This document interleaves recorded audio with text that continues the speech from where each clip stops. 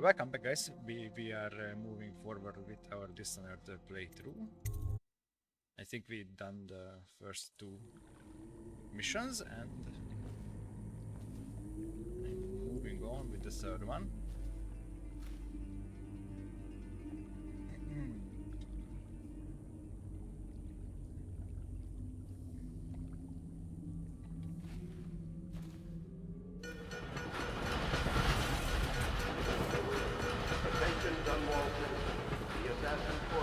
Responsible for the murder of our fair Empress and the disappearance of Lady Emily, heir to the throne, has temporarily escaped state custody. Any evidence as to his Morbo, over here. Quickly, Oh. I'm a friend. Okay, somehow. I'm Samuel, and I work for some good people who want very much to meet you. Okay, we are. They said you'd come out here. I can still hardly believe it. I'll take you to meet them. Just down the river from here.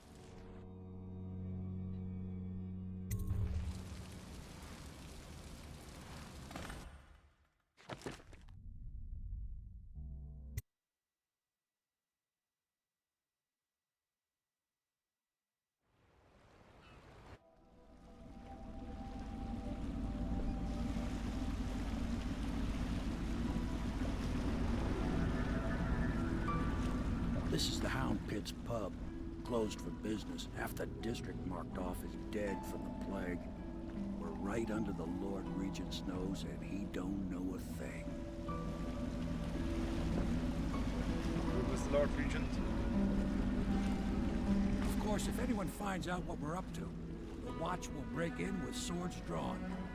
And now that you've escaped, the Lord Regent's going to be tearing the city apart.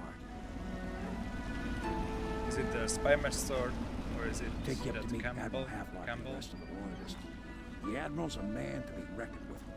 If anyone can help you find that missing girl, Lady Emily, and clear your name, he can.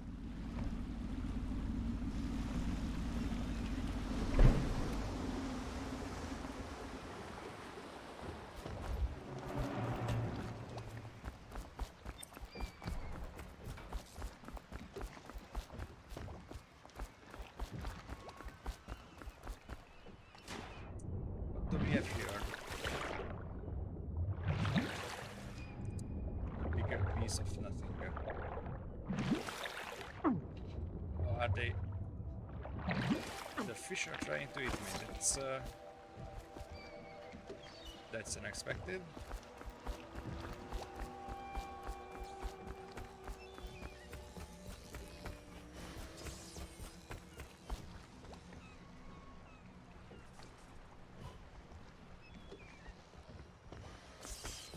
Yeah, maybe I don't need to explore so much because it seems like there isn't any interesting things around.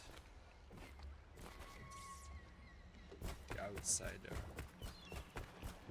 Oh, isn't that the name of that DLC? Like the death of the Outsider? Except from a book on the far continent, Pandyssia. At the Academy of Natural Philosophy, they speak of the Pandyssian continent as a place of wonder, where all the life was entwined and blossomed across eons, producing a vibrant ecology unrivaled in the civilized world. The overseers from the Abbey of the Everyman, by contrast, talk of horrors and heresies, of cults, of submen engaged in brutal, perverse rituals.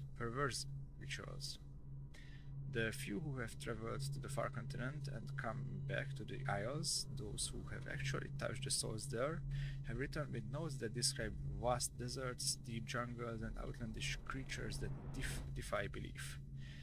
Once in a generation, a great effort is mounted to build a colony there, in hopes of this someday growing into a port city to rival Dunwall itself, but to date these attempts have all ended in madness and failure. So we have another continent in this world, and we have a map which is just money, okay?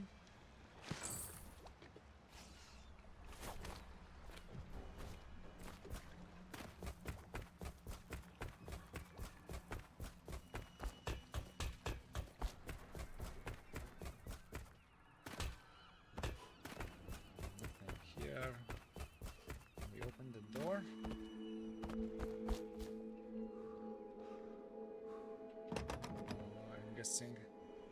This is where we will go after the talk with our friend here.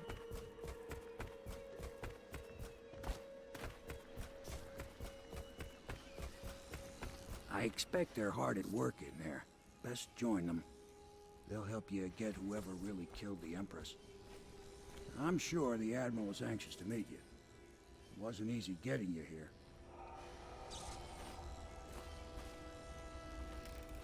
So it's starting at last, Admiral. We've found our man. Even after 6 months in Cold Ridge Prison, he slipped out like it was nothing. Yes. Not surprising. He was the personal bodyguard of the Empress. You've heard of him. Yes, I have. It still amazes me that someone could get to the Empress and younger. No one knows. We all have our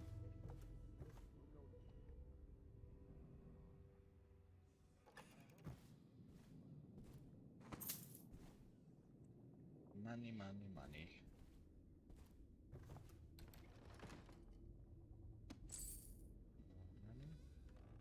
Okay. Oh, some story. My furnishings have been installed at last with no small amount of complaining by that antiquated boatman. The others have no idea what it's like to suffer as I have. Speaking of which... Wallace! Please breathe 2 bottles of Dunwall Red, never mind which, and fetch a clean glass. Well, I'll begin again tomorrow.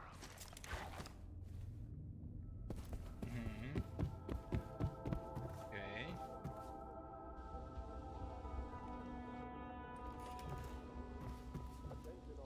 Nobody's home.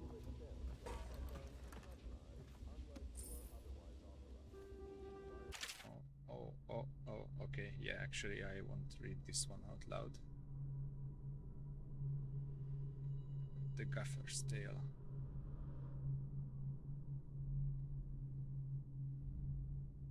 Journal of a Young Whaler. Okay.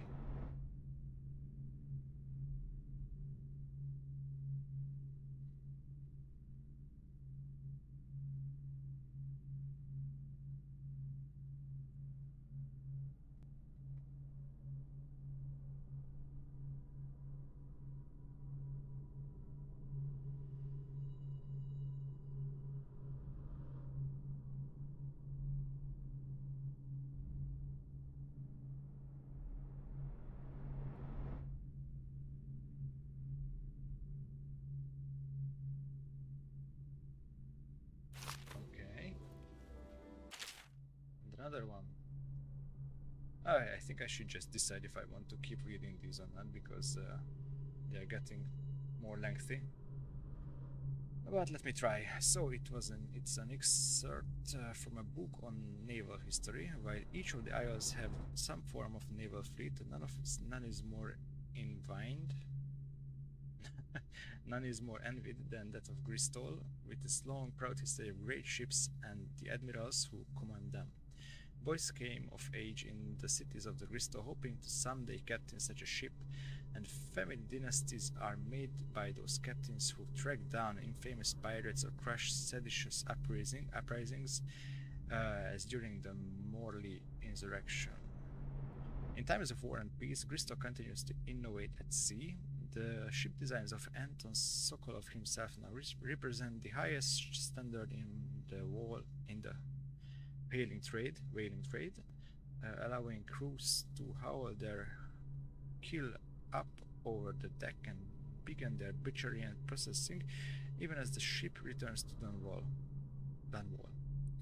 The crews can be seen working on their latest whale as the ship moves slowly up to the Wrenhaven River, coming to dock with one of the powerful warehouse companies such as the Greaves Whaling House, suspended in the rigging overhead and backlit by the setting sun. The silhouette of one of these creatures makes a moving sight as it cruises to its final resting place in the industrial heart of the capital city. But yeah, I mean, I will keep reading these because 1, they are interesting stories. 2, I really have to improve. Log entry 1-4. And practice is the best teacher. Martin's improvisations have borne fruit. The former bodyguard has been freed, and is en route to the staging location. The Pendleton's voting block and my military connections. All we've lacked is the ability to project lethal force in a controlled manner against a previously inaccessible... to the point? We need a man who can kill the bastards for us. Corvo is more than capable of that, I have no doubt. Enlaw. Is this off? Switch. Switch, where the hell is the... Okay. Have a look. Log entry 1. It has been days since our men were dispatched to stash weapons for Corvo in the old sewer. They have not returned, so I can only hope that they have succeeded in getting the packages delivered. Piero sent considerable time and resources making those things. If I could find a way to mass produce them, the Dunwell Navy would secure its place as the dominant force on the globe. But back to Corvo. Can he actually break out of Cold Reach, and if so, will he make his way here? I personally give him odds 1 in 5. Well, that were low odds, but we are here. Attention, citizens of Dunwall. The Old Port District has been added to the evacuation list. The Weeper count for the month of siege has increased. The Lord Regent has decreed that plague ordinances will remain in effect through the month of rain. Stay alert and stay loyal. My, you must be Corvo. I am Lydia, at your service. Your room is upstairs and ready. When they told me who it was, well, I thought you'd be older, like the Admiral. Written by Cliff, excerpt from a series of overseas invocations by High Overseer Abram Templeton. And I say to you, brothers, it is here that we make our stand as a righteous force against the growing darkness. It is here that we unite against the spirits of the unknown that would drag us screaming into the night, never to return to our homes, to our families. Together we will serve as a rod to those who would stray from the herd, for the foggy grey wastes of the outsider. We will burn a bright fire with our virtuous actions so that others will not lose their way. And to those who chose to wander beyond the walls of our homes, in far places, we will strike at them swiftly before they whisper to their neighbors, filling their hard hearts with strangeness and doubt. Okay, so some kind of inquisition. That's good to know. We have a room here. I think we should have a... just oh god, okay, so no, we won't read everything. Except from a longer work of fiction, finding my way by the feeble light of the dying fire, I saw her working. A large needle moved in her hand, following precise, esoteric patterns, knots and loops of seamstress craft from ancient days. Beneath her needle, his body clenched and shuddered, shaking the volume table. A morbid fascination pushed me closer until she turned her blank face towards me, resting the needle in his flesh. With a refined tone, she addressed me. So you are the lover, I presume? You too have been unfaithful, and it is now your turn to be mended. Okay, dark. Okay, and this is where we start not reading. So I will scroll through these, and if it seems like they are relevant to the kind of main parts of the story, then I will read them, but otherwise I will just try to let them open for a few seconds so you can read them too. Yeah, and this is the second part of the Whaler we have been reading about.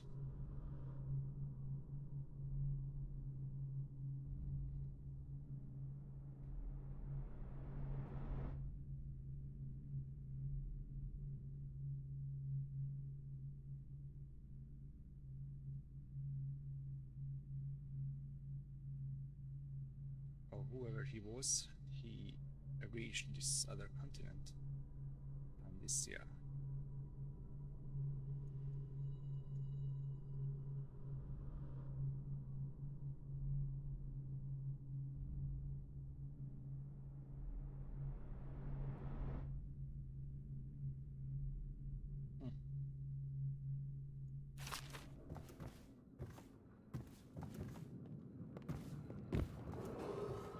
River traffic is forbidden from landing in the distillery district. Risk of infectious contact. Violators will be taken to the flooded district for treatment and rehabilitation. Okay, let's just go. Oh, we can even go to the top floor as well, or even higher up. Oh no, it's just a wall and more walls, hopefully. No.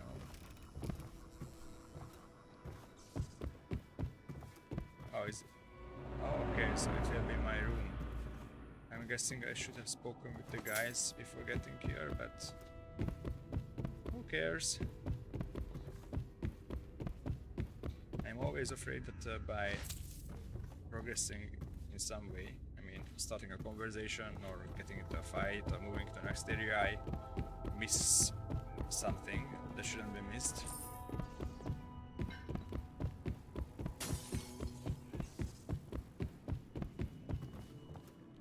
What have you done? I'm sorry it's so dark. We can't risk being seen. It is a bit romantic, though, isn't it? I'm sorry, I I am used to be taken. the hostess Actually, here. I don't know Oh, I if could tell you stories about that. Corvo has like any relations to anybody.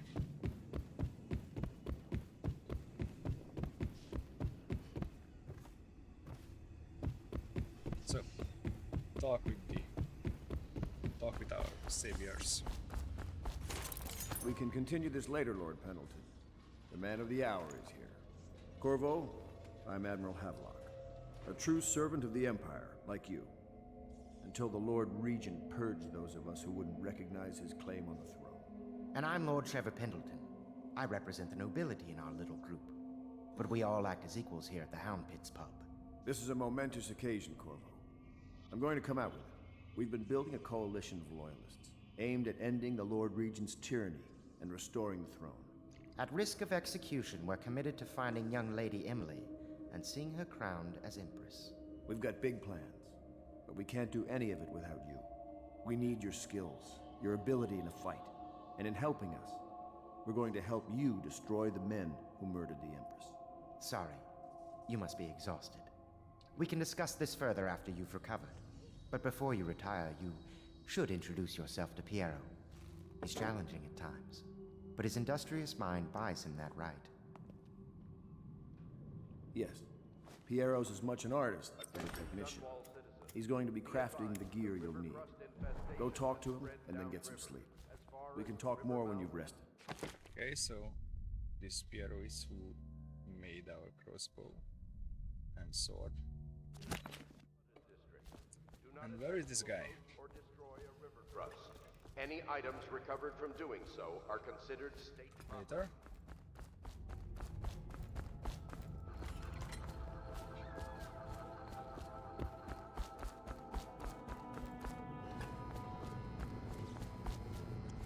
Oh wait, so this is... It's not a small place. How should I know where to go?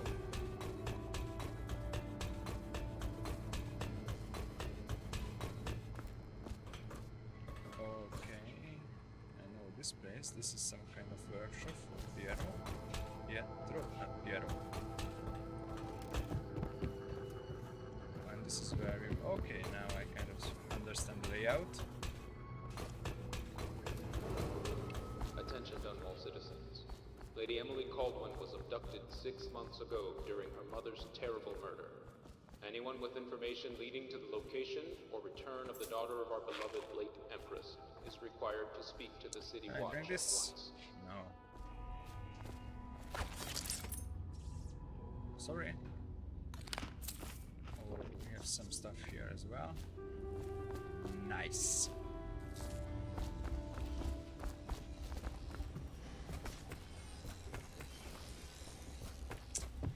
What did I miss? Yeah, I want to go to this other road and get all valuables.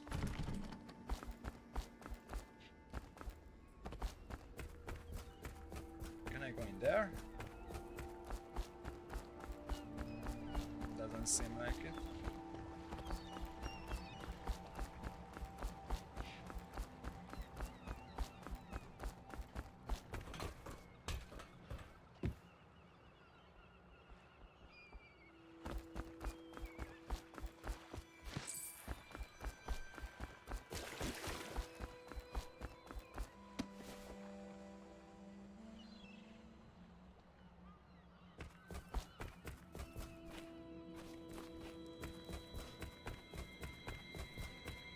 Okay, so let's just meet Piero.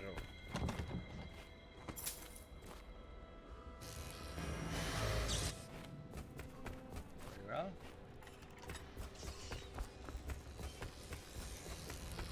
Hello, man. I'll be crafting your weapons and gear. All custom work. For you, I will create the tools of a master assassin. How nice of you. May I ask No, why? this cannot happen now. The tank of whale oil is running. Will you get a new tank from upstairs, please, while I hold this in place? Be careful.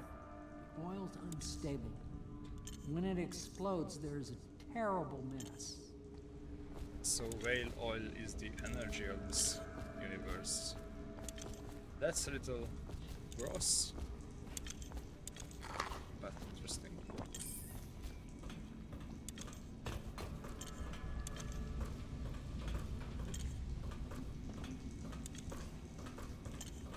So I don't need this one.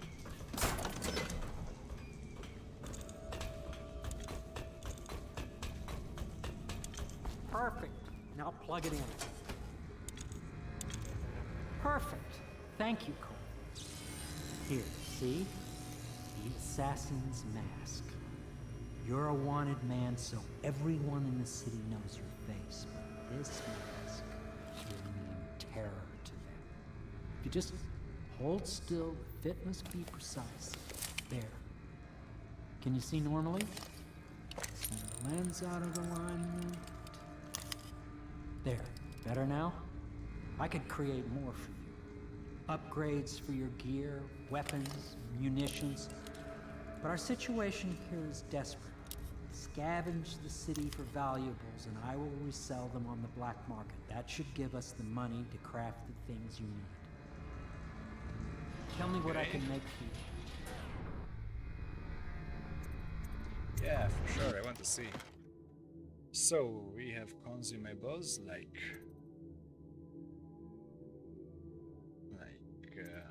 so I can disable traps with these grenades, spring razor, okay, traps, bullets. I need a lot of sleep bolts, I think. And upgrades, which are accuracy, range, reload, combat, sleep dart.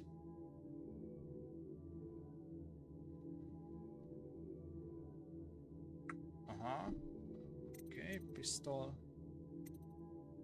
No, I'm still aiming for a not no kill run, but I'm trying to kill as few people as I can. Bone charm. I don't know what that is. Takes magnify view.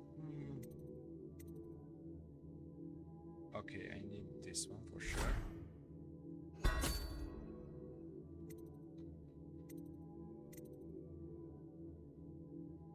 Okay, this one too. Now we have 300 coins, which is just for some bullets. Nice! You must be exhausted. I advise that you get some sleep. Your life will get even more difficult soon. You should rest while you can. Very well. You know best. Let me know if you need anything more. Thank you, my friend.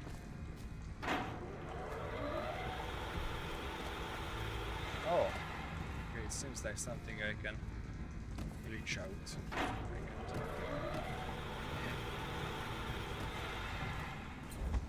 Oh. Well, I am stealthy, that's for sure. Hi, I'm back here. Let's see what you have here.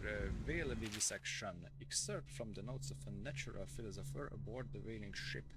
Remarkably, each specimen I had the pleasure of studying during the voyage possessed some minor variance in physiology.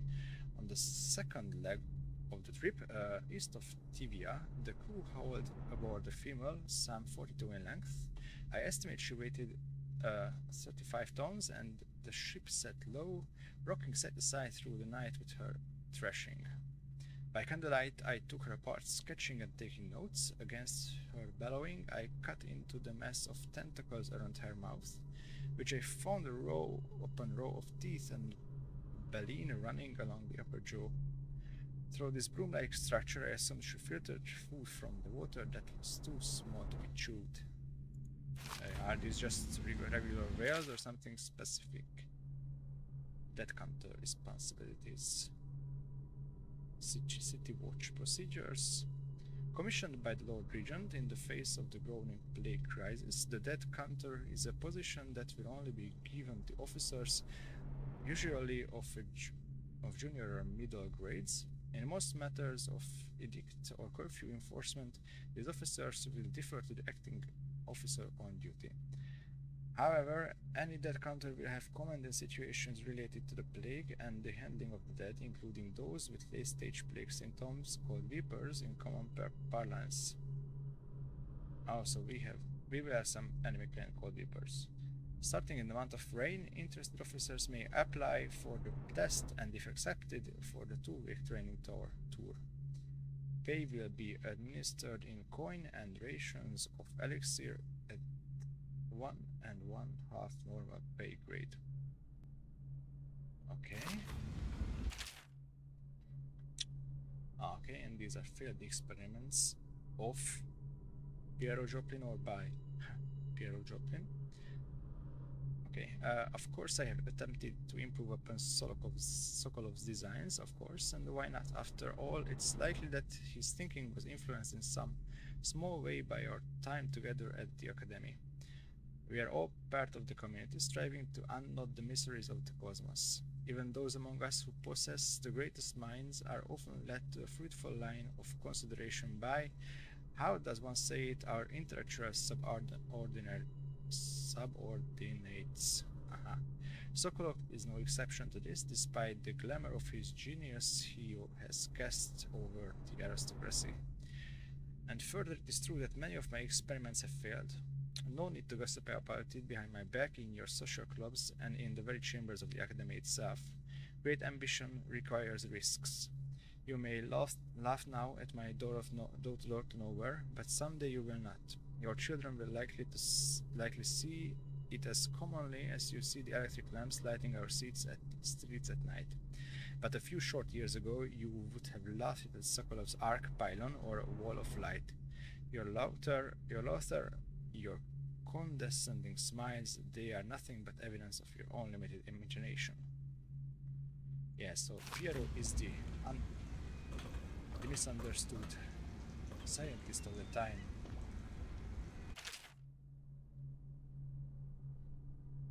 Yeah, out at sea, they secure the beams with hooks with lines cast from the main ship and from several smaller boats. Buoys will keep the whale from diving deep. Once it's caught, a larger hook is driven through the tail, which is used to hoist the creature up through the chute. They moan and bellow for some time as the men get them out of the deck, then lift them into the scaffolding overhead. The ship adjusts its prow and returns to port in Dunwall, where the crew works on the great creature, slicing off the fattiest parts while it still lives. It's fucking cruel. Whale oil refining station. Sokolov no longer has the upper hand with regards to supplies of whale oil. The good admiral has paid for the installation of my own system, which will enable me to work in this place. The oil tank dispenser, when activated, will produce an empty vessel for filling. When the empty tank is held near the oil tank refill pump, the magnetic attractor should take the tank and lock it in the correct configuration. Using the lever, we'll begin the refilling process. Once refilling is completed, the tank can be removed and placed in service. Extreme caution must be used in handling with the full tanks. They are quite unstable. The system is sound and well engineered. It appears that the Graves Oil Company has done something correctly for once. Yeah, it's just a description of ours. And use the lever. Okay, and we have to use this for something right now? I don't think so. The Academy teaches that absurd idea that the energy in whale oil arises from the need to maintain life functions at extreme ocean depths. The pressure and the cold are too much to endure without it. I speculate that a human being might, by a process of adaptation, produce high-energy humors in the body. I could build a tank that would slowly increase pressure on a subject over a long period of time, and then observe them for years if need be, to see if the formulation of energetic substances develop. Surely the Empress would be able to furnish me with facilities, subject and the necessary legal amnesty. Was this you?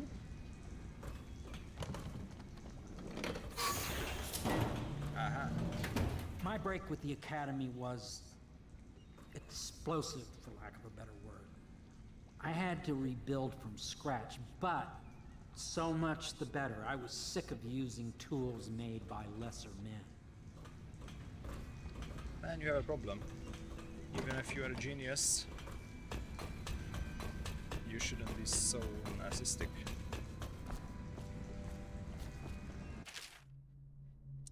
Piero, no, I will not sign off on these purchases. A bag of powdered crystal? Tivian ore? What's wrong with the metals in crystal? King Sparrow feathers. If you need feathers, sacrifice your own pillow. Maybe at the Academy everything you needed was paid for by tariff and handed out willy-nilly. But this is my bar, or what's left of it, and we are operating on a budget. We are running low on oil, food, elixir, building materials, and everything else, so you have got to slow down. While I am footing the bill, I will not approve your purchases unless they are absolutely required. No more copper wire or special herbs. If you need those things, go out and scavenge them. Half the city is in ruins, so no one is going to miss any of what crap you seem to need. Admiral Havelock. Cool guy. Okay, it's another long one. Let's get to it. Excerpt from a series of newspaper articles for prominent natural philosophers by Piero Joplin. Is it Joplin? Hoplin? Joplin? No idea. It is through no fault of my own that the average citizen has expressed a preference for Sokolov's elixir over my own formula, sold as Piero's remedy. A name I did not choose, if you must know the truth. The public has spoken its usual message of idiocy, spending their coin as a means of selecting Sokolov's formula over mine, which I believe to be equal, if not superior. Okay. Much has been made over the popularity of these concoctions as a means of resisting this remarkable new plague. I say remarkable because this strain works with an efficiency we have not seen in the history of the Empire. This plague, now making its way through the city of Dunwall, is unrivaled by its effectiveness. I have studied it within the blood of those so afflicted, and it is nearly perfect. Elegant, in fact. And while it is true that Piero's Redemi and Sokolov's elixir are known to protect the body against the plague equally, my own has properties not fully understood which relate to the mind itself and the spirits. And it is in this way that my formula wins out. Here is where one should pay attention to this contest.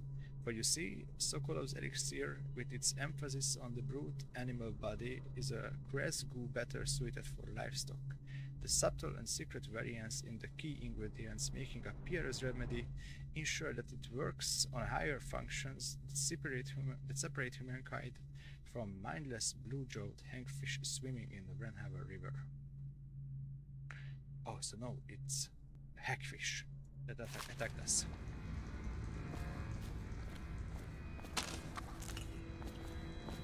Okay, I think we are done here. That was a lot of reading. I know it's bad. It's gonna get better.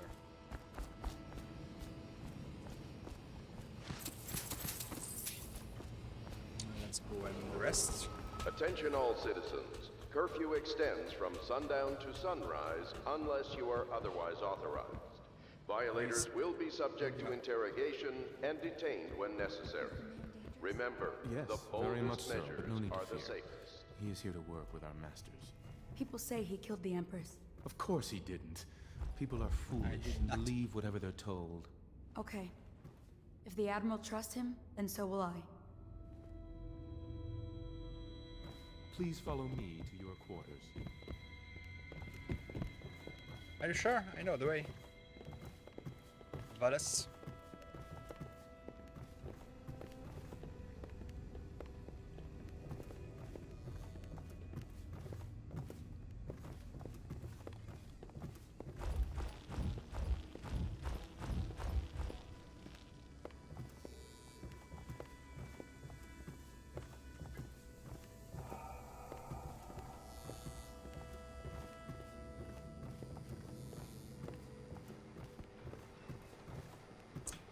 What do we have here?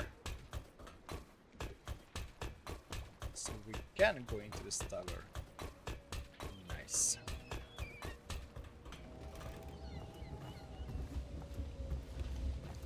Well, I'm sorry, but it seems like we have a lot more to read.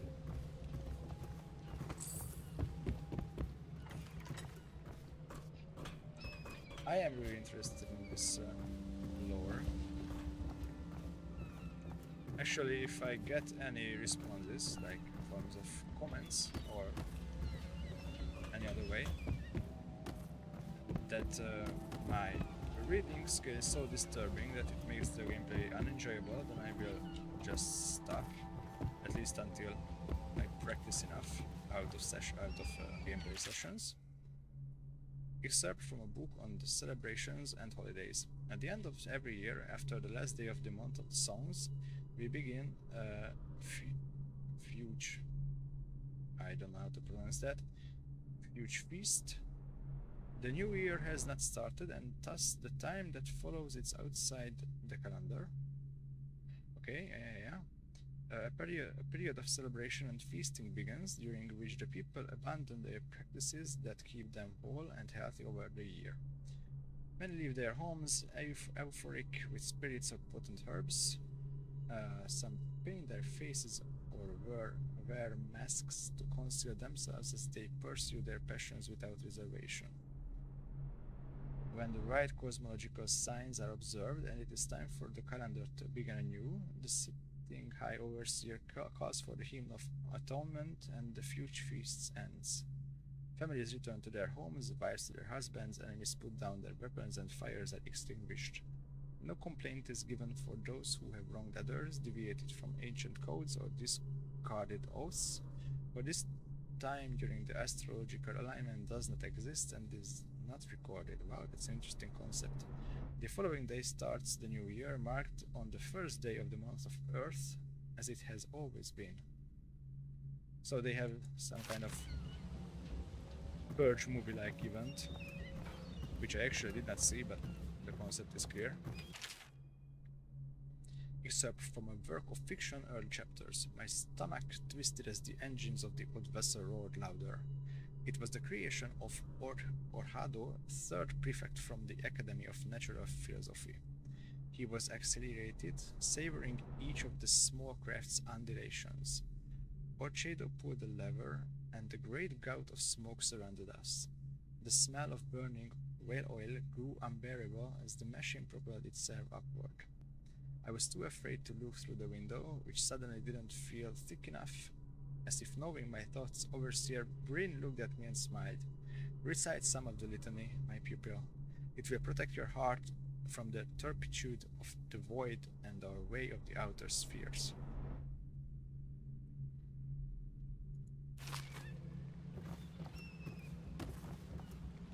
What's this one? The Trials of Aptitude. Excerpt from a book on the esoteric practices of the Abbey. Is it something that we already read? I think. Yeah, okay, we read this already. It's about the ceremony of how a child becomes an overseer, or an overseer pupil at least.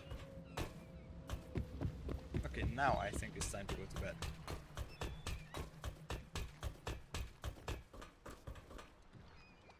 Blood from the eyes. This is your room. It was chosen to give you privacy. I understand you'll need your rest. Sure, thanks, man. Attention, citizens of Dunwall. The Old Port District has been added to the evacuation list. The Weeper count for the month of Seeds has increased.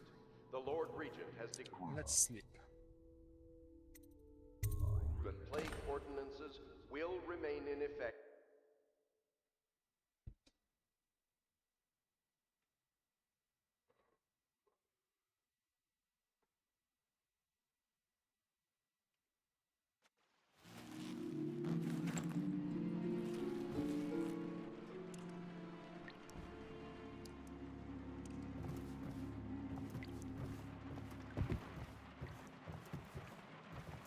Wait, is it a brick wall now? That's strange.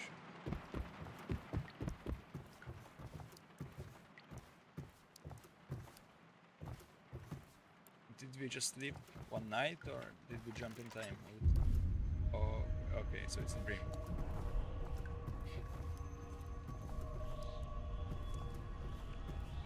Let me just think. Oh, that's a whale. Big one. Actually, yeah, so there should be some kind of magic in this game, like the assassins who killed the Empress have teleported in some Hello, way. Corvo. Oh yeah. Your life has taken a turn, has it not? The Empress is dead. Her precious daughter Emily is lost somewhere in the city, and you will play a pivotal role in the days to come. For this, I have chosen you and drawn you into the void. I am the outsider, and this is my mark. There are forces in the world and beyond the world, great forces that we call magic. And now, these forces will serve your will. Use this newfound power, my gift to you. Come find me. I mean, yeah, sure. But why do you help me and who are you exactly? Yeah. So I can do this move with left click upward, but the distance reduced aiming at ledges without you to blink for me. Okay, so it's just a general.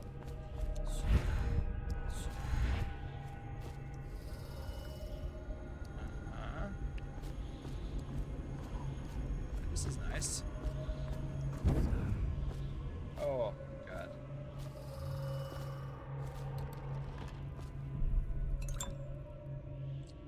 This is...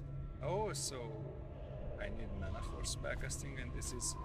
Ah, okay, now I understand the whole concept of Sokolov's and Piero's concoctions. You cannot save her, you cannot save her, you cannot save her, you cannot save her, you cannot save her. Can you save her? You cannot. I think I got the message. I need to... Okay, I pressed the wrong button. Just have to let it go. Okay, and there is a small reload time. It's Emily and two really ugly guys.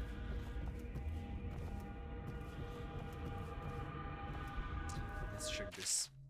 Corvo, I am very sad. They say that you are dead like mother, but I am going to put this note in a bottle and throw it into the river because I do not believe them.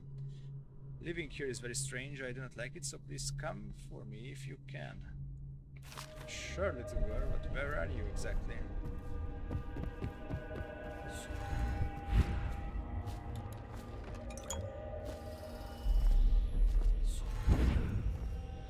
Okay, but this uses a lot of mana.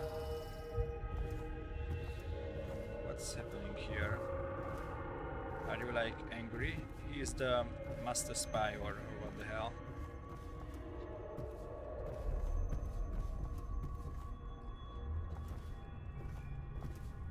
What's that?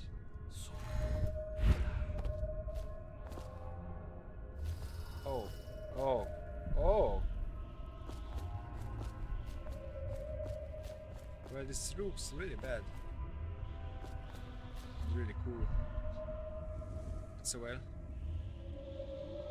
OX8, AX8. What is going on in here?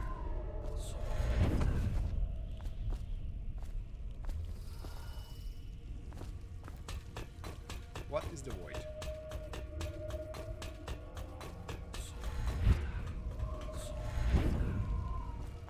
I need some Pietro's elixirs, please. Thank you very much. In the days that follow, your trials will be great, Corvo. Seek the ancient runes bearing my mark in the lonely places of your world, and at shrines raised in my name. These runes will grant you powers beyond those of other men. To help you find these runes, I give you this, the heart of a living thing, molded by my hands. With this heart, you will hear many secrets, and it will guide you toward my runes, no matter how they may be hidden. Listen to the heart now, and find another rune.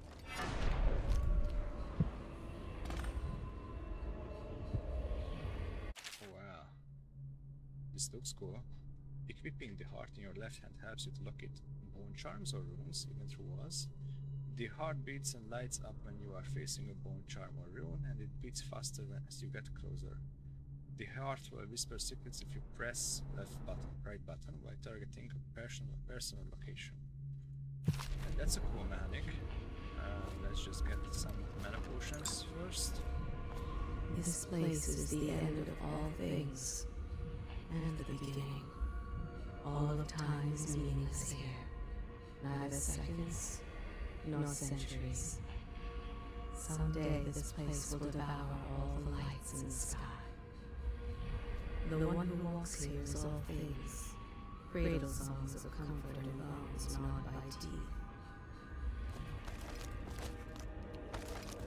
This is the place from which those who dabble in black arts draw their power. And this place is their doom. I can feel a great age ending. This place is the end of all things, and the beginning. Okay, so we are repeating now. Oh, I did hear it beating, so we are getting... All of time is meaningless here. Neither seconds nor centuries. I want to get back up. I'm not sure if I missed anything. God. Oh, wait.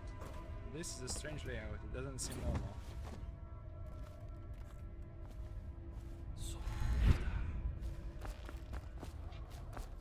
What am I doing? I try not to miss things, but I'm very bad at it right now.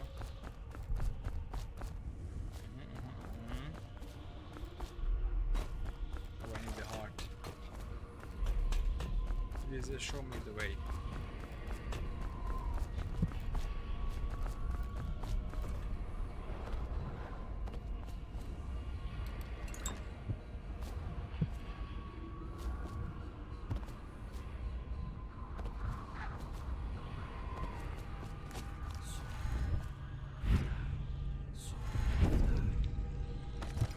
Is this the room? Oh, I think it is.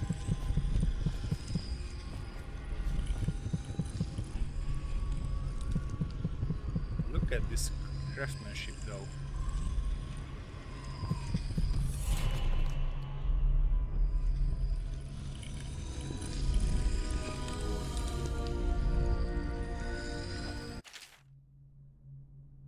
Once you have collected some runes, you open the journal and go to the power section to exchange them for powers. Okay, so runes are just general skill points.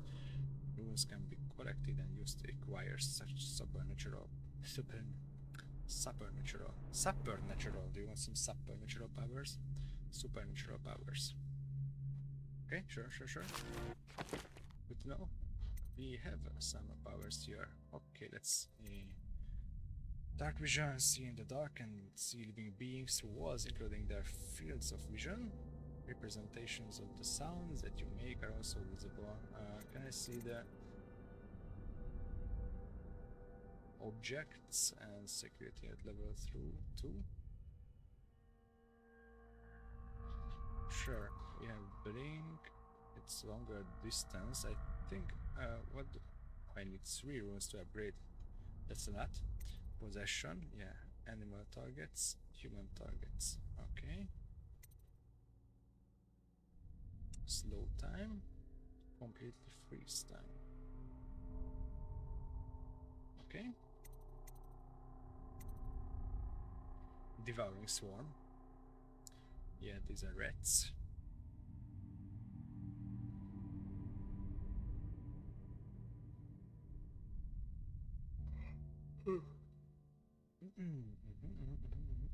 Okay. Wind blast. Can push back or knock down. Kill enemies. Shutter doors. Okay, that's good to know. And these are passives. Health is increased. Melee fatalities. Jump high. Okay.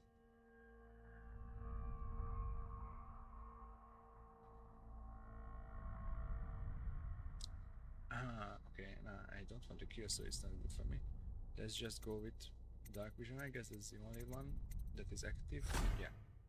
Yes, let's get it.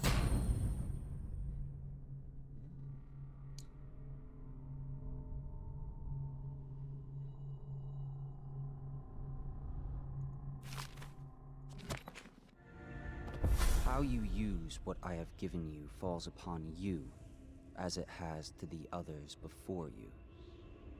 And What now I others? return you to your world, but know that I will be watching with great interest.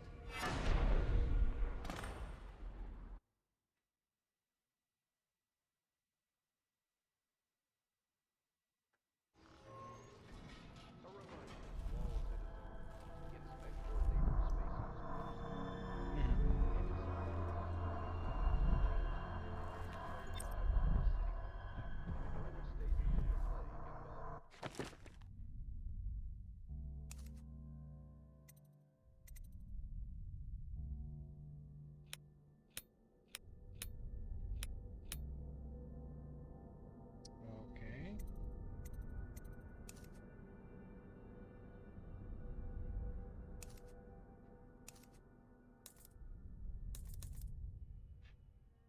Keys, gadgets, ammunition upgrades. Cool. What's this?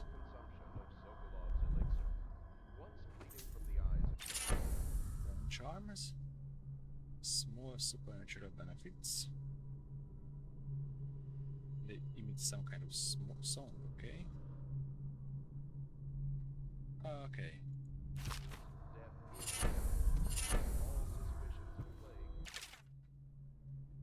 The Journal of the Granny Rags, excerpt from the ramblings of a street denizen.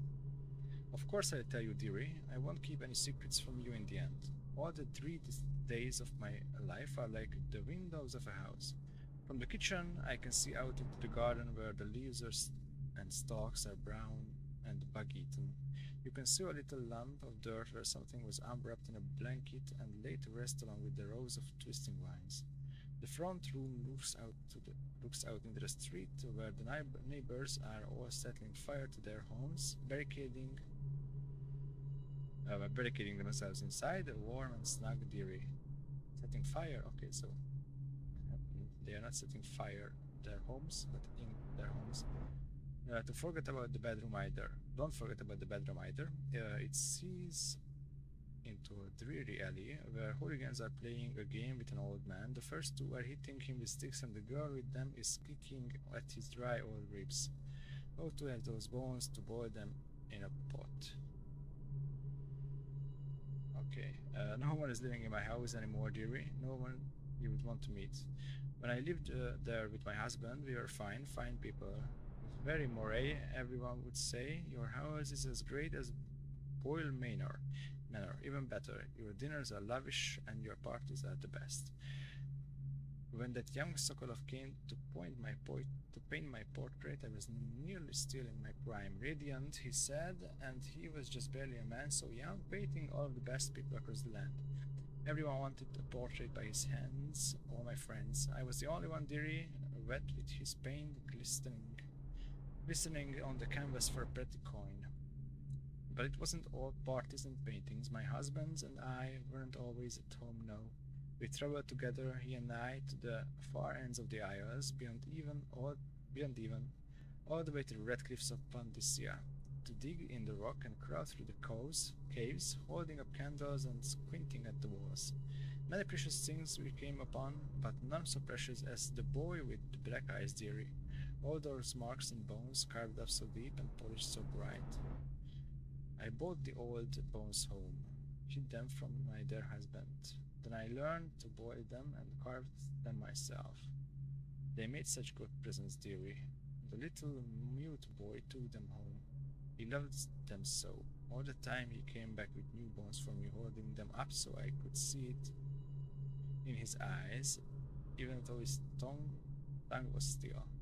Granny, his eyes, would say to me, "Carve these bones for me.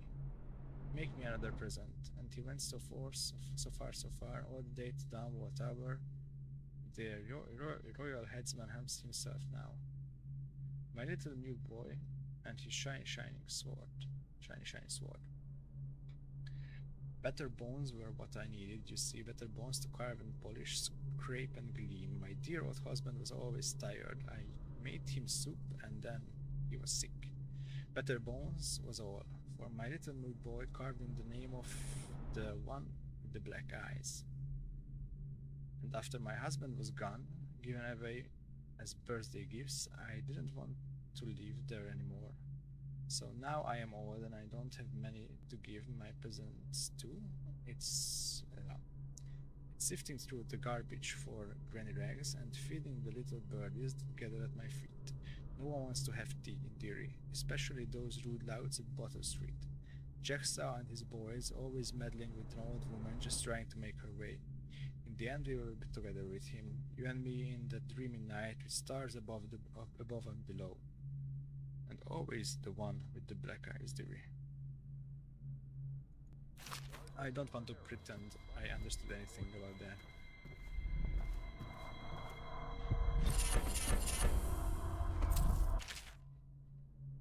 Nah, I'm sorry, I won't read this. But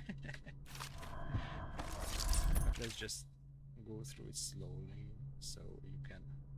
Anyone could pause the video if they want and just read them themselves.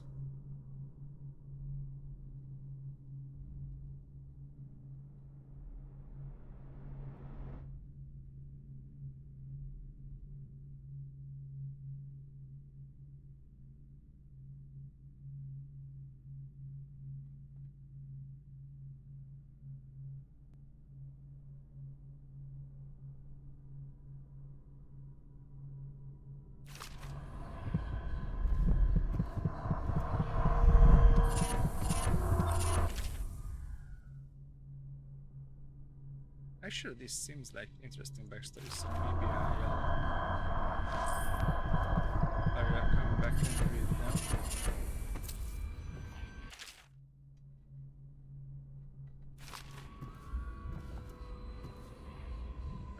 Just let me think about it later first.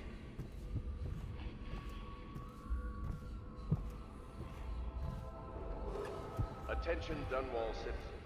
River traffic is forbidden from landing in the Distillery District due to risk of infectious contact. Violators will be taken to the Flooded District for treatment and rehabilitation. Okay, so let's get into these. Early life and criminal records of Slack Joe. Excerpt from a series of letters sent by a member of the Battle Street gang. You want the chinwag on Slack Joe? What he was like when he was young before he got his name? Oh, he got a cool head now, but it weren't always like that in the days before he was boss of Battle Street gang. Time was, young Slack Joe wasn't such a reasonable man. Like most of us, he grew up on the streets, running with a pack of ragamuffins and avoiding the law, pinching whatever he needed. Dark-haired and dark-eyed, smoking a pipe by the age of 10. For them born into the brothers of coming from the orphanages, It was either the gangs or working with the mudlarks, and no one wants that. Some got pressed into the navy or put down in the mines run by the Pendleton or Boyle families. As hard as it was in the streets, as hungry as we all got, at least we was free. By the time we weren't little ants anymore, Slack Joe was one to watch. By the time we weren't little ants little more, Slack Joe was the one to watch, usually calling the shots when we took down a farmer's cart or sidewalk street vendor. He would come up with a plan, give everyone some part to play, and decide on the split. Most of us just went along, because we learned fast that we made out better like that. More food, more coins, plus none of us wanted to deal with Slack Joe when he was in rage. He worked on a couple of big jobs with Black Sally across town, and that was enough to get the attention of the other bosses. He wasn't just a street kid anymore, now he was an up-and-comer, which meant trouble. Another guy who fancied himself as such was Mike the Fish, who was working his way up running the protection racket among the factory women. One fine everything we are all taking in a bolded show in the theater house, Mike the Fish and his lot are there, in the cheap seats too, just down the aisle from us. Mike gets a wide idea, wasn't big on planning, and throws a heavy ceramic spittoon at Slack Joe. Hits him square in the face and breaks his jaw. We look to see if there is gonna be a blood brawl, but Slack Joe just points at the door and we all leave, with Mike laughing at our backs. Waking up the next day, without telling us why, Slack Joe motions for us to follow. He still can't say a word, so we just come along. We stop at the docks and Slack Joe actually pays coin for it, a heavy chain covered with hooks. It's for fishing in the deep, something you would attach to a long line off the side of the ship. It's about 4 feet, made of thick links, and there are shark hooks coming off it at different angles. Slack Joe got that thing wrapped around his left arm, dangling at his side. Not sure how he knew where Mike the Fish was staying, but when we reach his girl's house, Slack Joe throws a battle through the window just like that. It's almost noon. There's a bunch of screaming inside, and Mike pokes his head out, looking wide-eyed and baffled. When he sees Slack Joe out in the streets, a look comes over his face that still gives me the willies. Pure murder. Mike comes out the side door, bellowing like a blood-ox, holding a cleaver, heading straight for Slack Joe. When they come together in the street, Slack Joe spins the shark hooks bite deep into Mike's arm and shoulder. He screams, but Slack Joe holds into the chain. He's standing there with his jaw broken, clenched tight, with the chain wrapped around his left arm, hooks sunk into Mike the Fish, just knifing him as fast as he can. Mike couldn't fight very well, hooked like that and using his left hand, but he was a big guy and it took a lot of stabbing before he went to his knees. Everyone was cheering first, but then we all went quiet. It just kept going and going until finally it was just Mike the Fish blubbering, crying like a baby, and the sound of Slack Joe's knife. And it was over. And here's the brilliant part. Slack Joe took out a note and stuck to Mike's face with a nail. It just said, "If you want a job, come to Butter Street." Slack Joe didn't talk right for a couple of months, but word spread fast.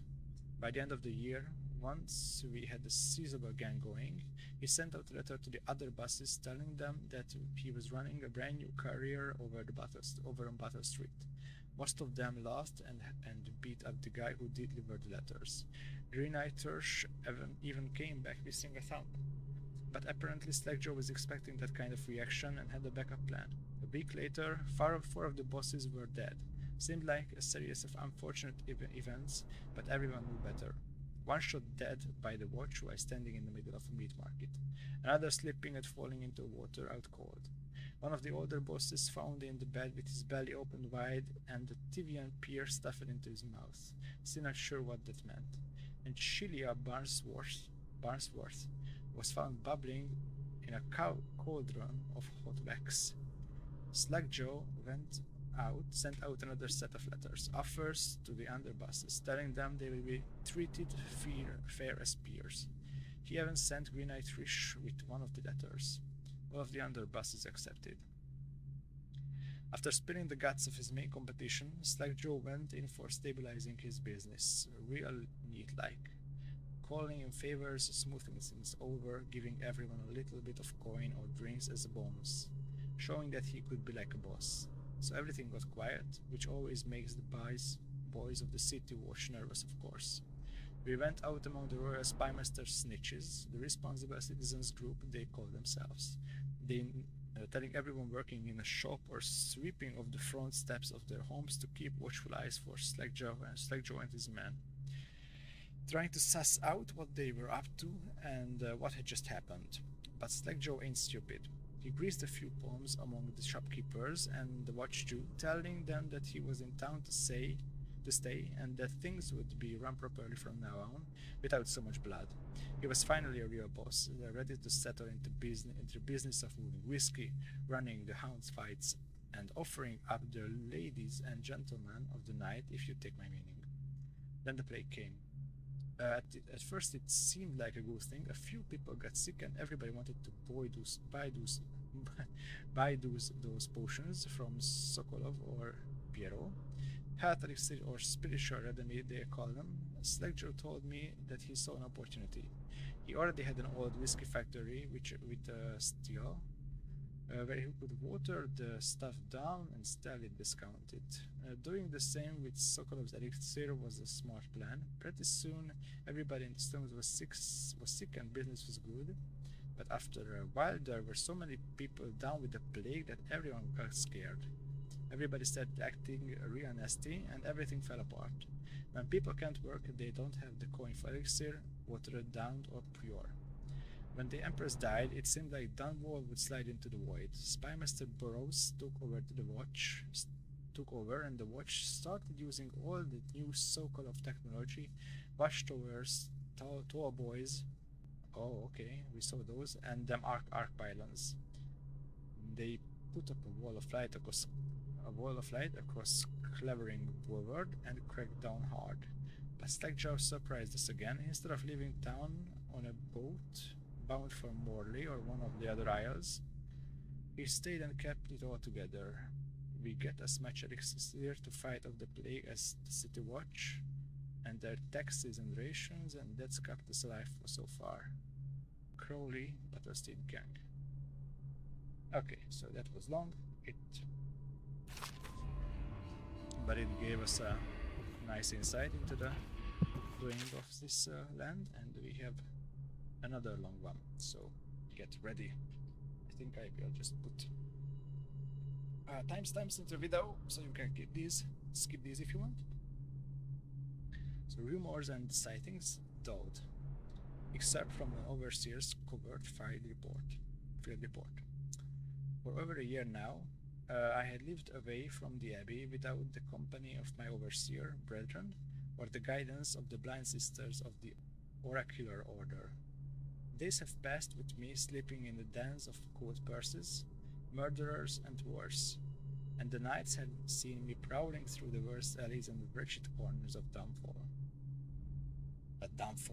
Dunwall. I have taken my meals with killers. At times I have ventured beyond the city walls, meeting in forgotten graveyards and the outlying ruins frequented by those of ill means. My beard has grown long and I wear weathered clothing and bits of boiled leather favored by the Battle Street and Hatter gangs, and by those rough men and women who take their trade knifing others in return for coin. My hands have run red with blood, it's true, but I have selected my targets with care, choosing amongst those criminals and heretics who were not fit to live, executing them justly and using their deaths as a means of building my reputation. So for this trick has allowed me to make my name among my murderous colleagues without taking the lives of the innocent. My goal is singular. I must impress the assassin named Daud in order to get close to him. All of the practitioners of black magic we have tracked None concerned Abby as much as Dodd. It is said that his mother was a witch from one of the archipelagos. I don't know how to pronounce that. Archipelagos of the Pendician coast, taken captive by pirates venturing far from the isles. According to legend, by the time the ship returned, the captain was dead and the witch controlled the crew, with doubt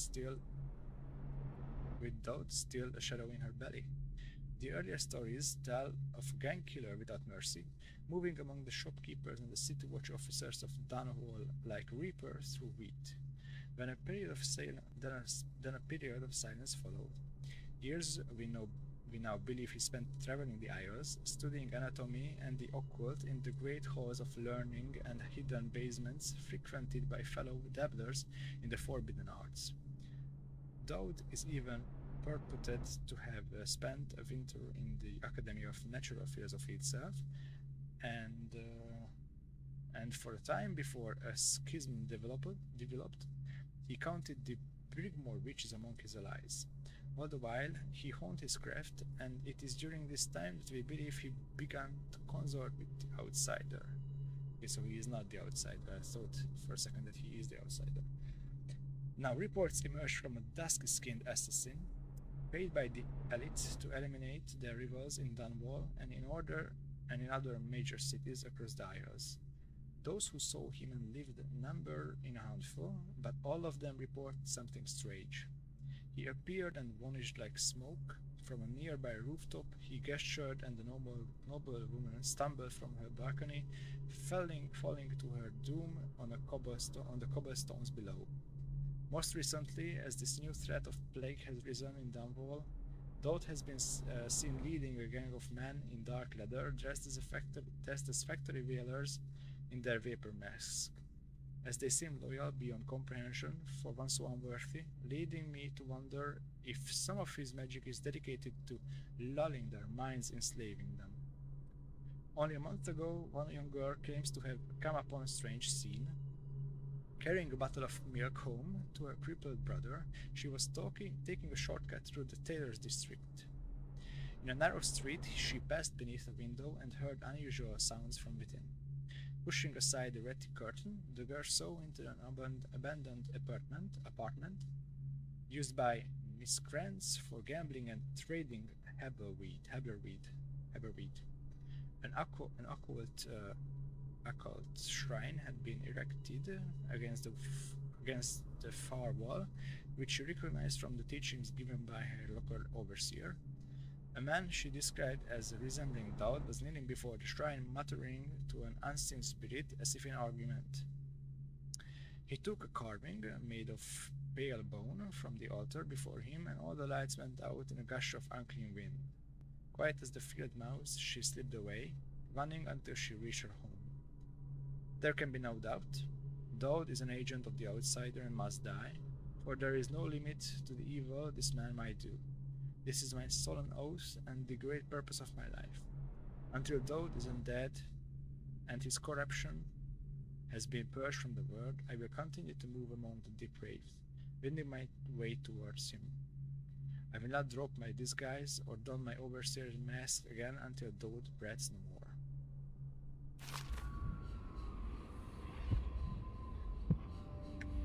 Okay, so we did get to know two of seemingly important characters.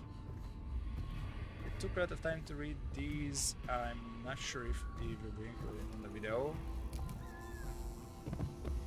You'll see. Should I clear space for Samuel then? If you like, but he won't use it. Why? He can't sleep in regular beds anymore, or that's what he says. Says he was in the Navy too long. Can you believe it? Oh. That pile of wood out there? It's a hovel he built from an old rowboat. Where does Admiral Havelock find these people, I wonder?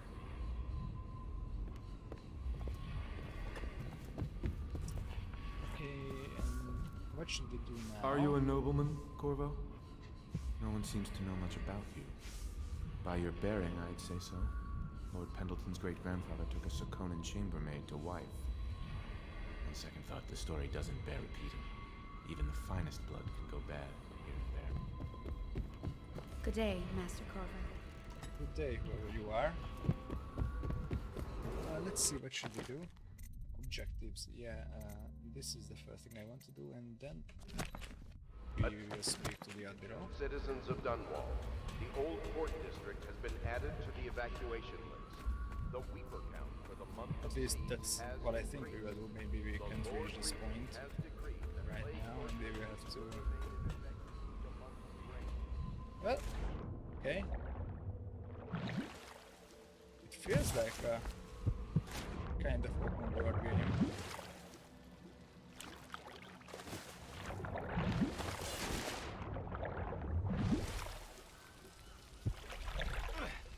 Don't hurt me, little fish.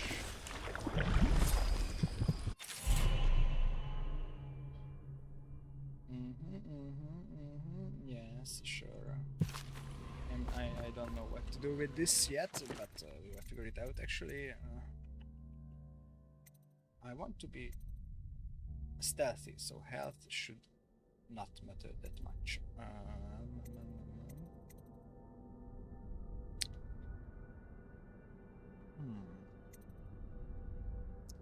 Actually, this one will come handy. And let's see what bone charms are. Oh, these are the one I have. Okay, so swim speed. Okay, nice. Drop assassination gives health. They are missing more. Yeah.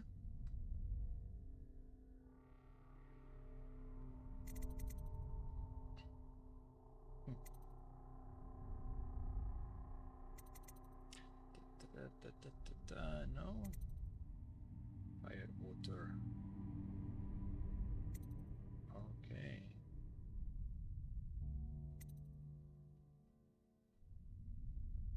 Wow.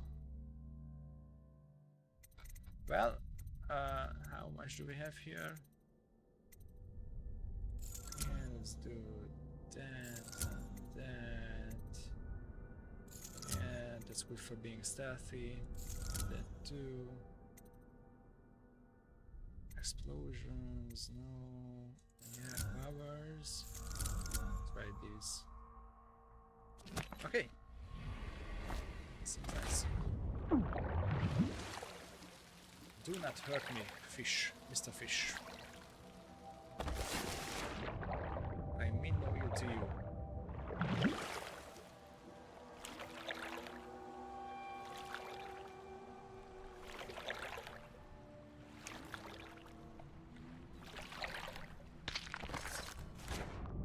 Let me out. Thank you. Now let's go speak with the Admiral.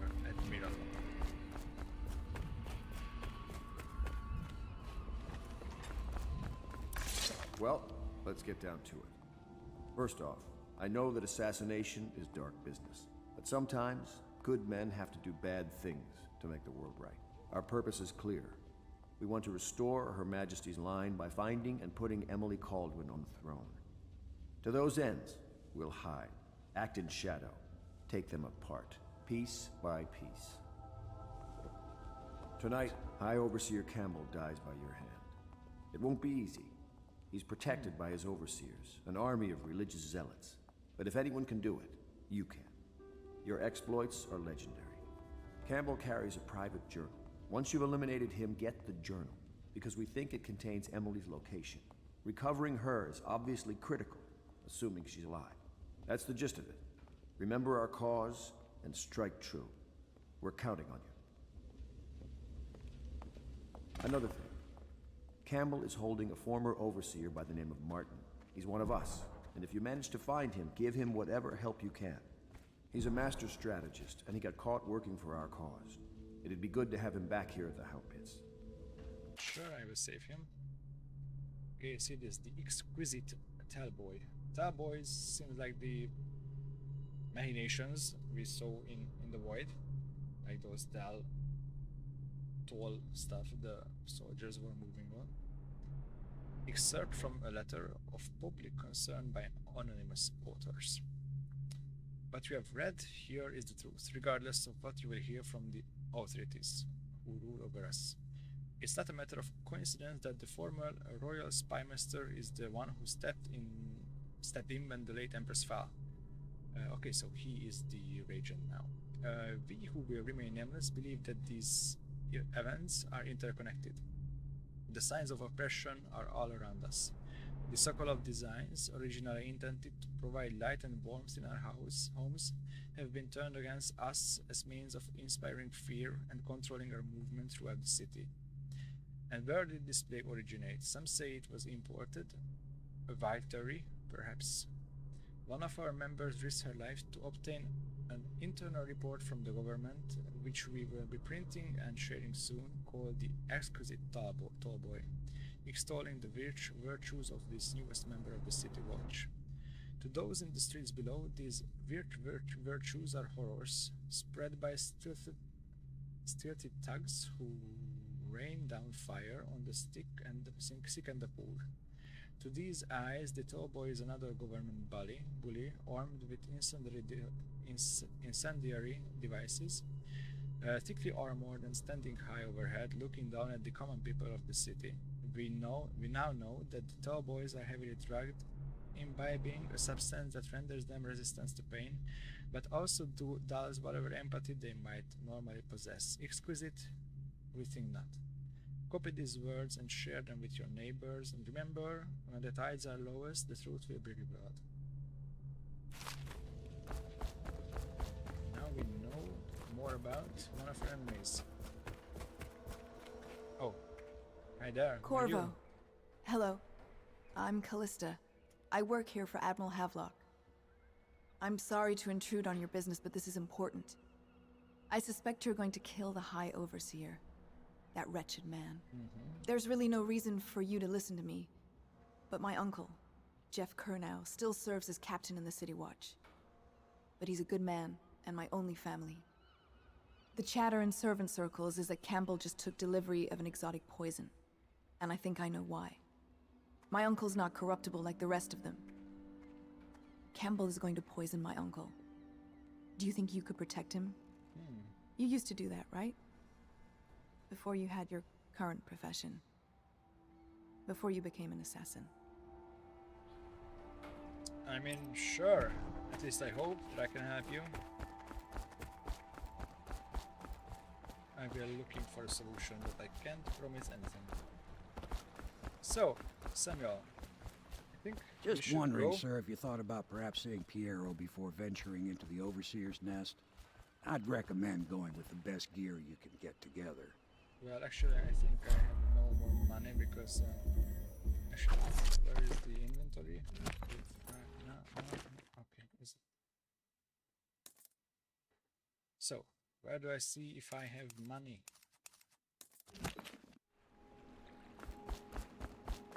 Yeah. Ready to go? Just give the signal. I am as ready as I'll ever get.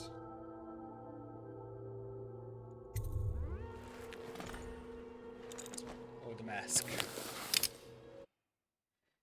Okay, cool. But this is where I will finish for today. I'm not sure about some stuff regarding this playthrough, but we will see. How will I continue? Thank you for watching. Please leave comments about anything. I'm open to critics as well. Like this video if you did like it, and subscribe to my channel. See you soon with the next video, guys. Bye.